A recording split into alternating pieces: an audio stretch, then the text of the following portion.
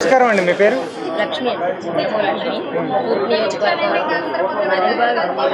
ఇవాళ చంద్రబాబు గారు అతి తక్కువ ధరలో సరుకులు మాత్రం పేద ప్రజలకి అందిస్తంలో చాలా సంతోషం వ్యక్తం చేస్తున్నారు.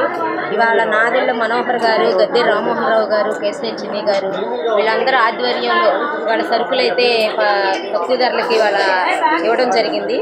చంద్రబాబు నాయుడు గారు కూడా ఇలాంటి మధ్యతరగతి కుటుంబాలని ఇలా ఆదుకోవడం కూడా చాలా సంతోషం వ్యక్తం చేస్తున్నాం. చంద్రబాబు గారు ఏం చేస్తారు, రాగానే ప్రభుత్వం రాగానే మన పింఛన్లు కూడా ఫస్ట్ తారీఖు ఏప్రిల్ నుంచి నెల 3 నెలల 1000 రూపాయలు ప్లస్ 4000 7,000 రూపాయల పింఛన్లు కూడా పేదవాళ్ళకి, వికలాంగులకి, పెద్దలకి అందరికీ కూడా అందించారు. వాళ్ళందరూ కూడా చాలా సంతోషం వ్యక్తం చేశారు. ఇవాళ చంద్రబాబు గారు రావడంతో అందరూ కూడా చాలా ఆనందంగా ఉన్నారు. ఇవాళ చంద్రబాబు గారు గత ప్రభుత్వం కన్నా బాగా మెరుగైన ప్రజలకి అందుబాటులో తీసుకొస్తామని జరిగింది. ఈ ప్రభుత్వం చేస్తుంది కదా, గత ప్రభుత్వం ఎందుకు చేయలేకపోయింది అంటారు? ఇలా గత ప్రభుత్వం సంపదనే పెంచలేకపోయింది. సంపద పెంచడం లేదు, ఉద్యోగాలు లేవు పిల్లలకి, ఐటీ రంగం లేదు, ఏదీ లేదు.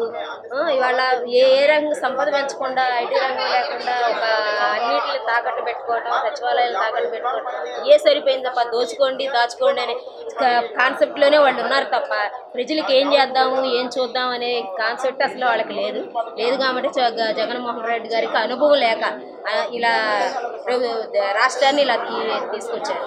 ఇప్పుడు అతి తక్కువ రేట్లో చంద్రబాబు నాయుడు గారు ఇస్తున్నారు కదా, అసలు మీకు ఎలా అనిపిస్తుంది? చంద్రబాబు నాయుడు గారు అతి తక్కువ ధరలో ఇస్తున్నారు కానీ చాలా సంతోషంగా ఉంది. చంద్రబాబు నాయుడు గారు చేస్తారు, చేయగలుగుతారు. ఆ సత్తా చంద్రబాబు గారికి ఉంది. అందుకని చాలా సంతోషం వ్యక్తం చేస్తాను.